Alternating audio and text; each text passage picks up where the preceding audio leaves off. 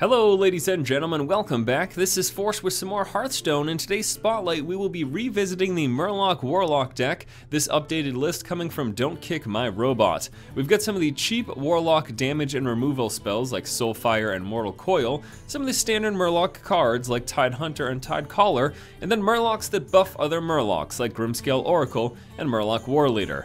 Now the general premise out of the way, let's take a look at the deck in action. So Murloc Warloc is about as standard as you can get, and it's been around for quite some time, but I figured this was a great time to revisit the deck, given that we've had a few changes since we last looked at it, and there's going to be a brand new metagame since, again, the last time we looked at it. Now we're playing against a Druid right here, and because of my opponent, I'm actually going to keep my opening hand. A lot of times, I'll be digging for a Murloc-centric open hand. However, as you can see, we've got some non-Murloc cards. Why am I keeping these over digging for straight Murlocs? Well, that's because a lot of the regular Murlocs have 1 health, and against a Druid, against a Rogue, or against a Mage, those 1 health minions aren't going to be doing so great for you, so we're deciding to go with something else. Now I'm going to go with a potentially risky opening. This is something that he could deal with if he has a Wrath, or if he has a Claw. However, if he has neither of those, we're going to be able to get some big damage with next turn dropping down 2 1-drop minions. So it looks like he does have neither one of those. That is very, very good for us. So he is going to hit us for 1 damage. We're going to be able to drop down 2 minions right now, and one of which, being the Voidwalker, will protect him from any potential charge minions, or if he does end up getting that claw or something. Now beyond him, I think we could either go for a little bit safer, or we could go for more damage focus. Let's go for more damage focus. We're going to take damage from the Flame Imp. However, we will be able to follow up with a Direwolf Alpha next turn, which is going to make for a pretty explosive turn.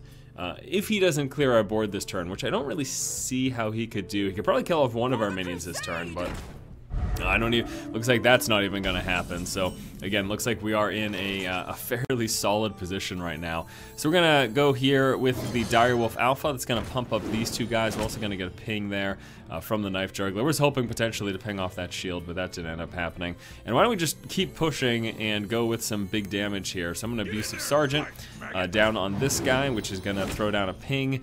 And we've got that 3-1 now, so we could potentially kill it, but I'm just going to ignore it and go straight for the Zerg to his face, especially given that we've got such a dominant board right now. We've got the Soulfire in hand, which means we only need to push through 10 damage this upcoming turn.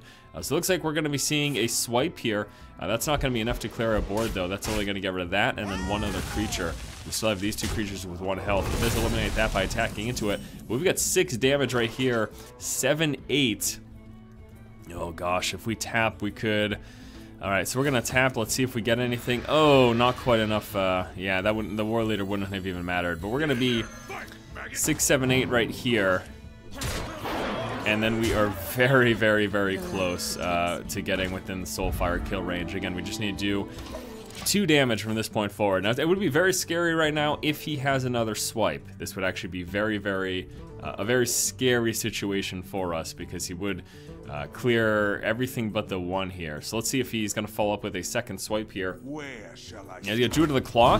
That's actually pretty big for him, but we still do have the victory without any problem, actually. We don't even need to do much of anything, but I think we're going to play this stuff anyway. So we're going to have the 6 to get rid of that, and then we just need the 2 extra more. So yeah, we could just go like this,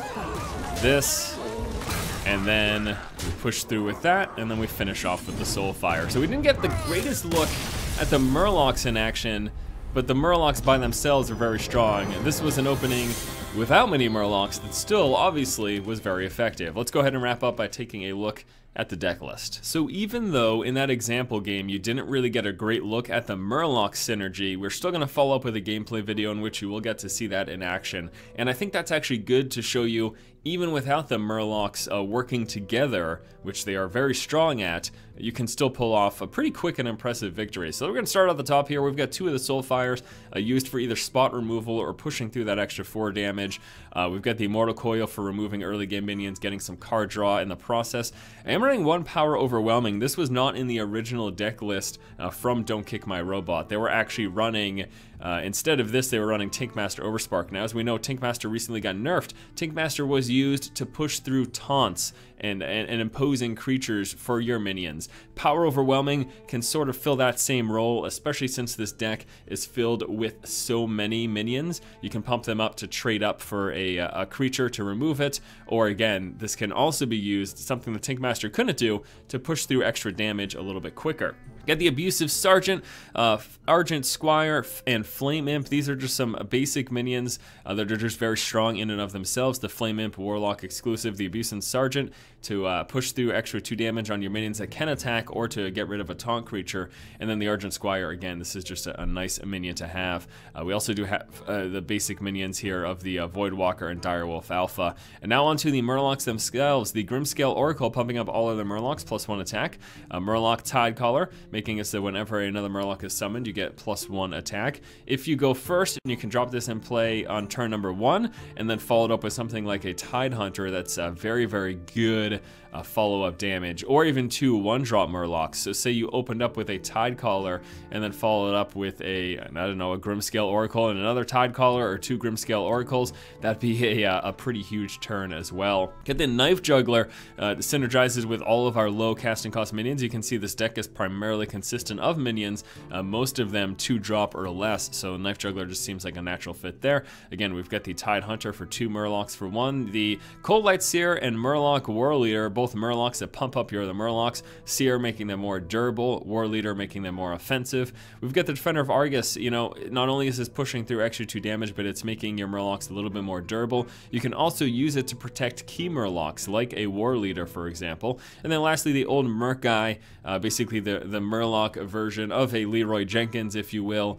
This is used for some burst damage, usually as a game finisher, getting pumped up for all the other Murlocs on the battlefield. All right, guys, so that is once again a quick look at the deck list, an updated version of Murloc Warloc. Stay tuned for a follow-up gameplay video, and we will get to take a look at more of that Murloc synergy in action. But I still think that that game we saw was a really good example game, because even without Murlocs, you can see how bursty this deck can be. All right, guys, thanks so much for watching. If you like the content, please subscribe, and as always, keep watching and keep owning.